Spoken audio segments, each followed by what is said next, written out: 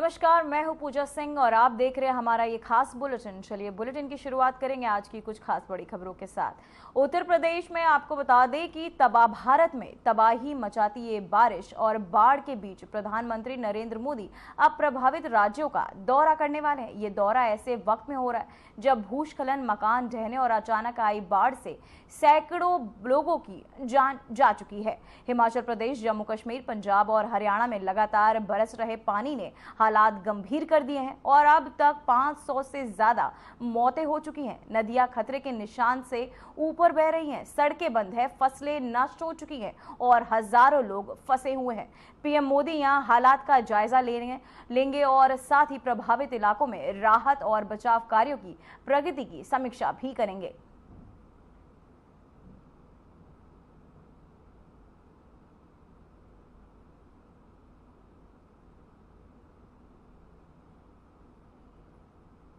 तो वहीं राजधानी दिल्ली में यमुना का जलस्तर लगातार बढ़ता जा रहा है। नदी खतरे के निशान के ऊपर बह रही है और कई निचले इलाकों में पानी भर चुका है। यमुना घाट के दृश्य देखकर हालात की गंभीरता का अंदाजा लगाया जा सकता है। ये वीडियो सुबह करीब 10:30 बजे का है, जब नदी का पानी घाट के किनारों को लांघकर फैलता हुआ नजर आया। लगातार बढ़ते जलस्तर ने प्रशासन और स्थानीय लोगों की चिंता बढ़ा दी है।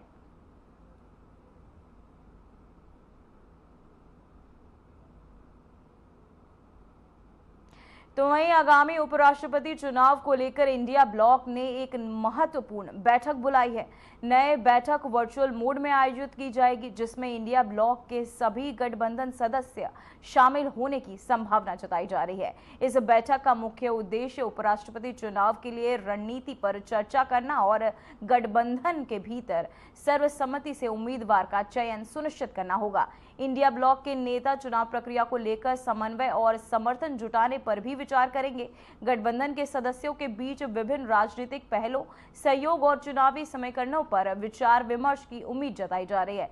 भारत के संवैधानिक पद के चुनाव में इंडिया ब्लॉक की भूमिका महत्वपूर्ण मानी जा रही है।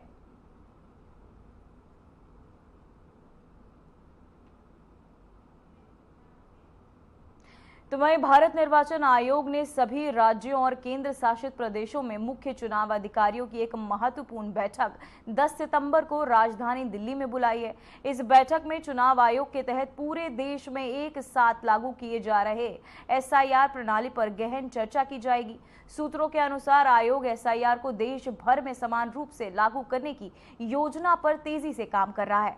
बैठक में शामिल होने वाले सभी राज्यों में मुख्य चुनाव अधिकारी आयोग के समक्ष 10 प्रमुख बिंदुओं पर पावर पॉइंट प्रेजेंटेशन देंगे। इन बिंदुओं में एसआईआर की तैयारियों के साथ साथ राज्य में मतदाता सूची के, आपको बता दें, अद्यतन डिजिटल पंजीकरण, पारदर्शिता और बढ़ाने के उपाय और आगामी चुनाव के लिए तकनीकी संसाधनों की स्थिति की समीक्षा भी शामिल होगी।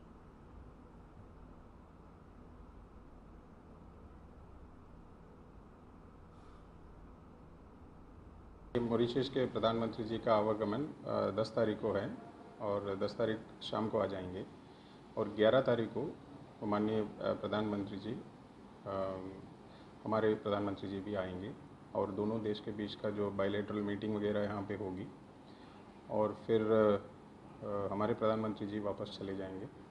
शाम को उनके द्वारा जो मॉरिशस के प्रधानमंत्री जी, माननीय प्रधानमंत्री जी द्वारा गंगा आरती भी देखा जाएगा और उसके अगले दिन काशी विश्वनाथ मंदिर का दर्शन है, फिर यहाँ से उनकी डिपार्चर है। क्या खास तैयारियाँ की जा रही हैं मॉरिशस के प्रधानमंत्री स्वागत के? ये सारे जो मीटिंग का जो अरेंजमेंट्स है वो विदेश मंत्रालय द्वारा की जा रही है। जिला प्रशासन इसमें फैसिलिटेटर के रूप में और कोऑर्डिनेटर के रूप में काम कर रहा है और जो बाकी जो उनके यहाँ गंगा आरती हो या काशी विश्वनाथ मंदिर दर्शन हो, उसमें सहयोग करेंगे।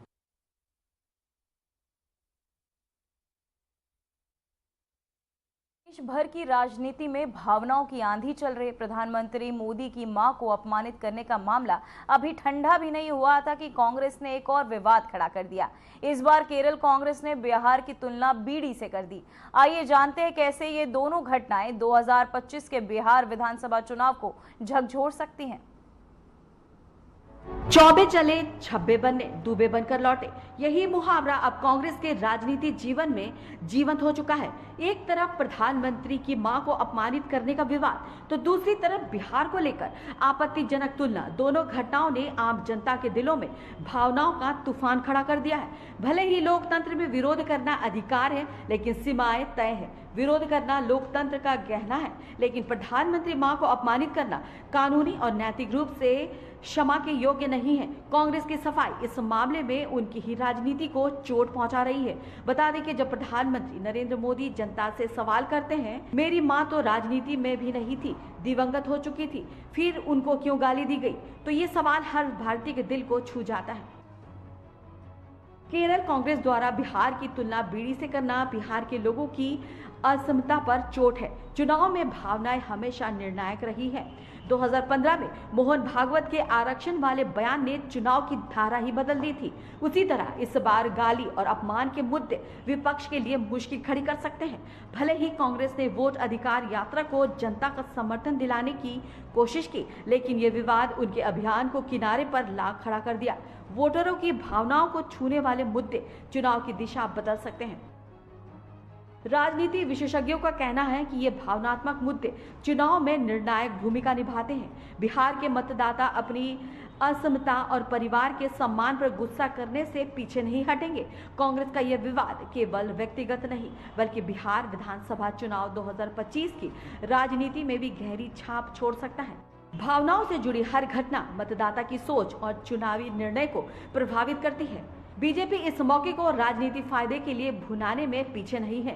प्रधानमंत्री मोदी ने जनता के सामने भावनात्मक प्रश्न रखकर विपक्ष को चुनौती दी है। जनता की भावनाएं और अस्मिता इस चुनाव की दिशा तय करने में निर्णायक साबित हो सकती है। केरल में हिंदी का विरोध है। ये विरोध हिंदी बोलने वालों के प्रति भी झलक जाता है। केरल में कांग्रेस भी इसी रंग में रंग चुकी है। ऐसा लगता है कि केरल कांग्रेस गांधी नेहरू के आदर्शों का पूरी तरह से परित्याग कर चुकी है। तभी तो वो हिंदी भाषी बिहार की तौहीन करने का साहस दिखा रही है। हिंदी भारतीय स्वतंत्रता संग्राम की भाषा थी। महात्मा गांधी ने इसी कोशिश में इस स्थानों पर हिंदी प्रचार सभा गठन किया था, लेकिन दक्षिण भारतीय में खासकर केरल और तमिलनाडु की राजनीति में हिंदी विरोध मुख्य मुद्दा रहा है।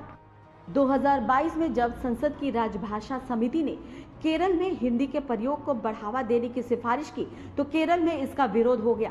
केरल के उच्च शिक्षा मंत्री आर बिंदु ने कहा था, केरल ने हमेशा त्रिभाषा नीति का समर्थन किया है, लेकिन हम हिंदी थोपे जाने के खिलाफ है।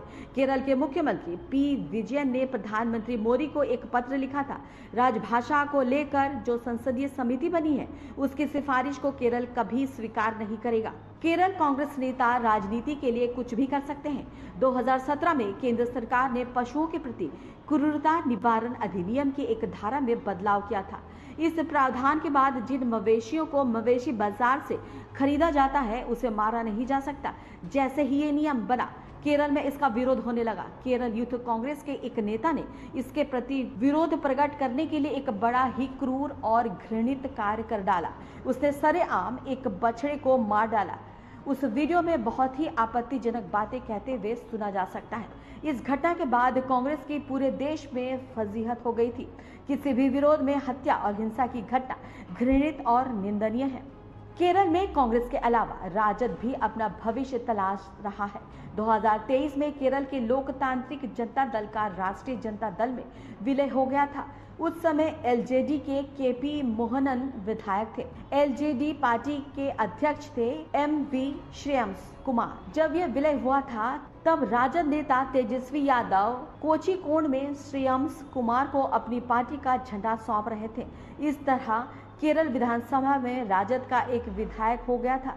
इस विलय पर बहुत सवाल उठे थे। राजद पर धनराशि के प्रयोग का आरोप लगा था। चूंकि एलजेडी केरल में सत्तारूढ़ लेफ्ट डेमोक्रेटिक फ्रंट का हिस्सा था, इसलिए जब वो राजद में तब्दील हो गया तो गठबंधन के साथ बना रहा। 2024 में राजद नेता मोहनन को आशा थी कि उन्हें गठबंधन की तरफ से राज्यसभा उम्मीदवार बनाया जाएगा, लेकिन ऐसा नहीं हुआ।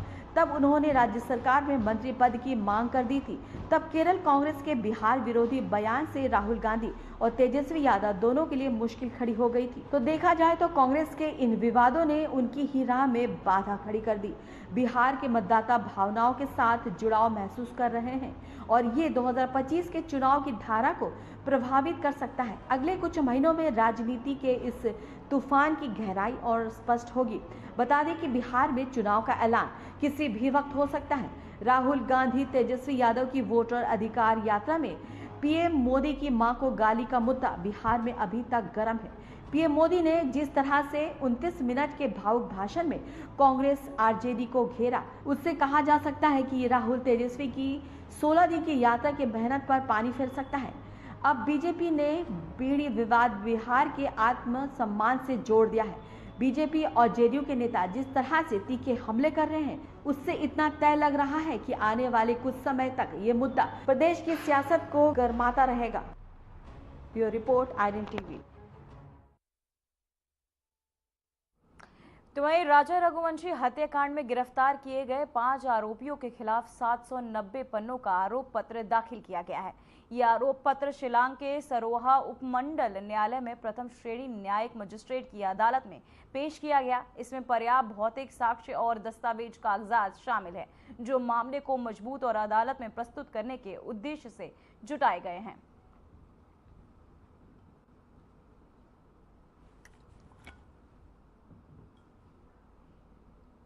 तो वही खबर दिल्ली से है, जहां लाल किले में जैन धार्मिक आयोजन के दौरान 1 करोड़ मूल्य का सोने का और हीरे से जड़ा कलश चोरी हो चुका है। तो वहीं आपको बता दें 760 ग्राम सोना और 150 ग्राम कीमती पत्थरों वाला कलश मंच से अचानक गायब हो गया। पुलिस और CISF ने जांच शुरू कर दी है। CCTV फुटेज खंगाले और जिसमें संदिग्ध की पहचान कर ली गई है। वहीं जल्दी आरोपी को गिरफ्तार कर लिया जाएगा।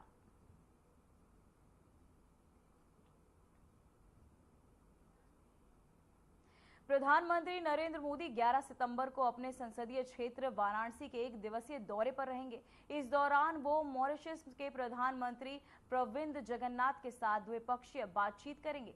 दोनों नेताओं के बीच विभिन्न क्षेत्रों में सहयोग, सांस्कृतिक आदान प्रदान और विकास परियोजनाओं को लेकर चर्चा होने की संभावना है।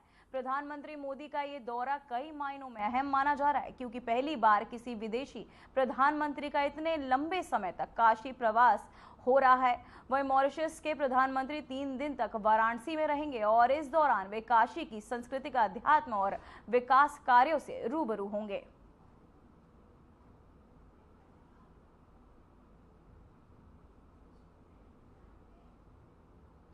तो वहीं लखनऊ के इंदिरा गांधी प्रतिष्ठान में आयोजित परिवहन विभाग के कार्यक्रम में मुख्यमंत्री योगी आदित्यनाथ ने प्रदेश की जनता को नई सौगात दी। अब यूपी के गांव तक 250 ग्रामीण जनता सेवा बसें चलेंगी, जिनका किराया रोडवेज बसों से 20% तक सस्ता होगा। इससे ग्रामीणों को न सिर्फ सस्ती यात्रा सुविधा मिलेगी, बल्कि छोटे कारोबारियों को अपना सामान मंडी और बाजार तक पहुंचाने में भी आसानी होगी।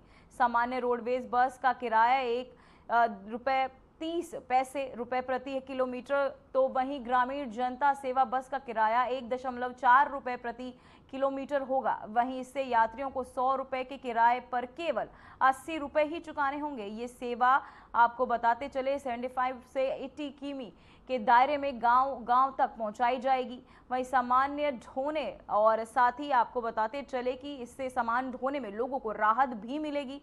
इससे दूध, सब्जी, फल बाजार तक आसानी से पहुंचा सकेंगे।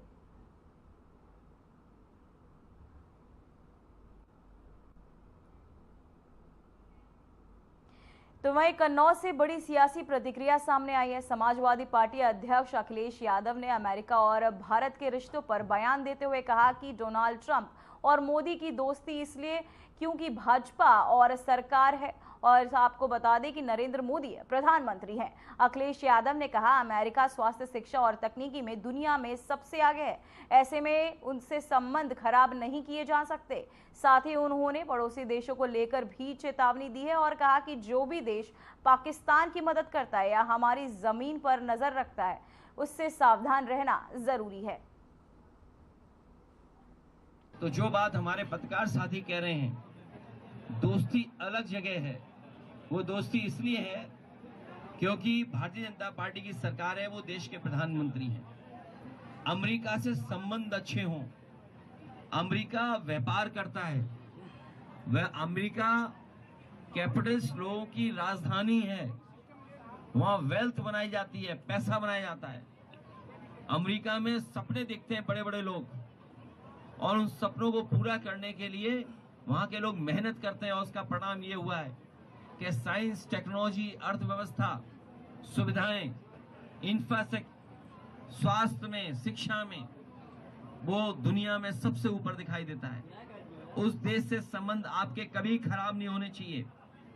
और जिन देशों से आप संबंध बनाने जा रहे हो, कभी इस देश में बलूचिस्तान के खान गफार खान साहब ने कहा था, उस समय जो फैसले हुए थे उस समय, कि कहां मुझे भेड़ियों के पास छोड़ करके जा रहा है भारत। और आज भारत अगर अपने पड़ोसी देश की तरफ देख रहा है, पड़ोसी देशों से संबंध अच्छे हों, लेकिन पड़ोसी देश जो आपकी जमीन कब्जा करता हो, पड़ोसी देश जो आपकी जमीन पर हमेशा नजर रखता हो, पड़ोसी देश जिसने पाकिस्तान की मदद कर करके अभी अभी सिंदूर का जब ऑपरेशन हुआ उसमें पाकिस्तान कम, चीन से आपको मुकाबला करना पड़ा। इसलिए भारत सरकार को हम राय नहीं दे सकते हैं, लेकिन जो हमेशा हमारी जमीन पर नजर रखता है और अब बाजार भी कब्जा कर रहा है, उससे सावधान रहना चाहिए, उससे हमेशा चौकन्ना रहना चाहिए। उससे बचने के लिए हमेशा अपनी अर्थव्यवस्था को मजबूत करना चाहिए। अमेरिका जैसे देश को हम नहीं छोड़ सकते, क्योंकि बड़े पैमाने पर व्यापार अमेरिका का है।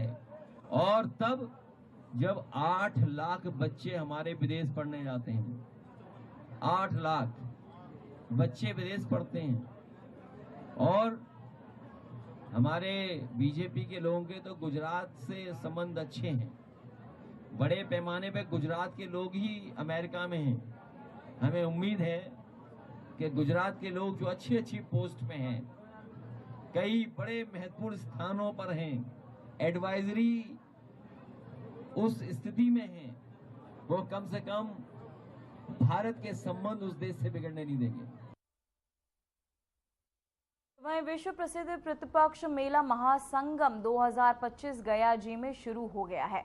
ये मेला इस बार 21 सितंबर तक चलेगा। दुनिया भर से श्रद्धालु अपने दिवंगत परिजनों की आत्मा की शांति के लिए गया पहुंच रहे हैं और तर्पण अनुष्ठान करेंगे। वहीं पितृपक्ष मेला गया में होने वाला है एक महत्वपूर्ण धार्मिक आयोजन है, जहां श्रद्धालु पितृ तर्पण और अन्य पवित्र अनुष्ठान करते हैं। ये मेला हिंदू धर्म में पितरों की आत्मा की शांति के लिए अत्यंत महत्वपूर्ण माना जाता है। इस अवसर पर केंद्रीय मंत्री जीतन राम मांझी पितृपक्ष मेला का औपचारिक उद्घाटन करेंगे। इस दौरान विभिन्न धार्मिक और सांस्कृतिक कार्यक्रम भी आयोजित किए जाएंगे।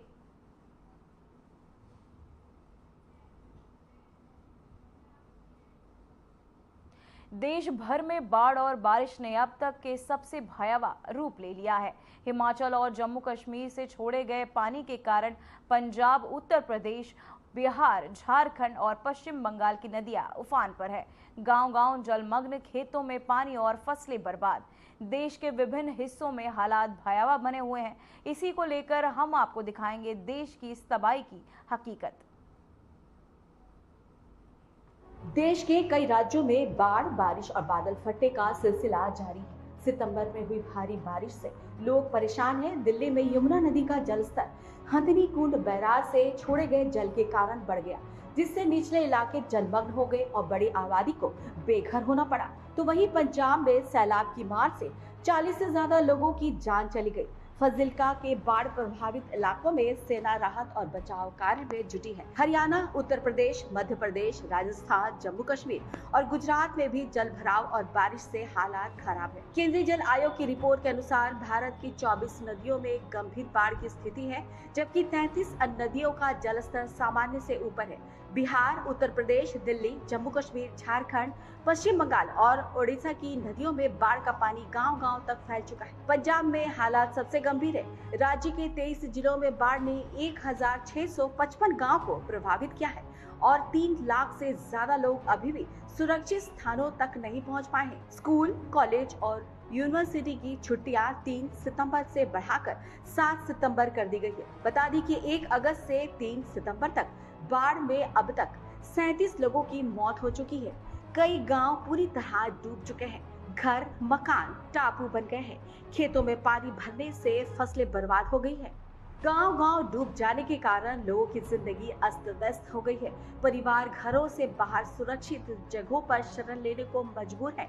खेतों में भरे पानी ने किसानों की मेहनत बर्बाद कर दी है। फसलें तबाह, घरों में सामान बह गए और कई इलाकों में बिजली और पानी की आपूर्ति ठप हो गई है। स्थानीय प्रशासन और राहत एजेंसियां हर संभव मदद पहुंचाने में जुटी है। प्रभावित लोगों को रेस्क्यू करने के लिए सेना और एनडीआरएफ मोर्चे पर है। नाव और हेलीकॉप्टर के माध्यम से लोगों तक राहत सामग्री पहुंचाई जा रही है। पंजाब की बात करें तो 23 जिलों में बाढ़ ने तबाही मचाई है। लोगों के घर जलमग्न हैं, खेतों में फसलें डूब गई हैं और 3 लाख से ज्यादा लोग प्रभावित हैं। उत्तर प्रदेश में यमुना और हिंडन नदी के उफान ने कई गाँव को प्रभावित किया है। 43 से ज्यादा गांव में लोगों का जीवन अस्त व्यस्त हो गया। जिला प्रशासन ने अब तक 3,800 लोगों को सुरक्षित स्थानों पर पहुंचाया है। बिहार और झारखंड में बाढ़ की स्थिति भी गंभीर है। नदी किनारे बसे कई गांव पूरी तरह जलमग्न हो चुके हैं। बाढ़ के बीच राहत कार्य जारी है। एनडीआरएफ और सेना ने रेस्क्यू टीमों के माध्यम से प्रभावित लोगों तक पानी, भोजन और दवाइयां पहुंचाना शुरू कर दिया है। सरकारी अस्पतालों में मेडिकल कैंप लगाए गए हैं। जिलों में राहत शिविरों का संचालन किया जा रहा है। लोगों को सुरक्षित स्थानों पर ले जाने के लिए नाव और ट्रक का इस्तेमाल किया जा रहा है। अधिकारियों का कहना है कि हालत अभी भी गंभीर है और बारिश का सिलसिला जारी रहने के कारण स्थिति और बिगड़ सकती है।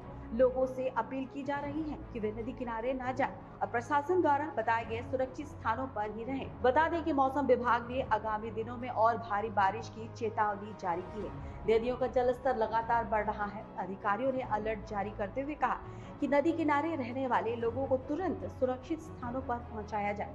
देश भर में बाढ़ का असर गंभीर रूप ले चुका है। प्रशासन, राहत एजेंसियां और सेना मिलकर प्रयास कर रही है कि लोगों को नुकसान से बचाया जा सके। मौसम विभाग ने अगले कुछ दिनों के लिए और भारी बारिश की चेतावनी जारी की है। नदियों का जलस्तर लगातार बढ़ रहा है और प्रशासन ने अलर्ट जारी कर दिया है। विशेषज्ञों का कहना है कि अगर बारिश इसी तरह जारी रही तो बाढ़ और अधिक व्यापक रूप ले सकती है। लोगों को नदी किनारे न जाने की चेतावनी दी गई है और सुरक्षित स्थानों पर रहना अनिवार्य है। बाढ़ की इस मार से सबसे ज्यादा प्रभावित लोग वही हैं जो पहले ही मुश्किलों का सामना कर रहे हैं। घरों और खेतों के डूब जाने से उनके जीवन में अपार नुकसान हुआ है। सेना, एनडीआरएफ और प्रशासन हर संभव प्रयास कर रहे हैं लोग सुरक्षित स्थानों तक पहुंच सके। हम उम्मीद करते हैं कि जलस्तर जल्द नियंत्रण में आए और प्रभावित लोग फिर से अपने घरों और खेतों में लौट सके।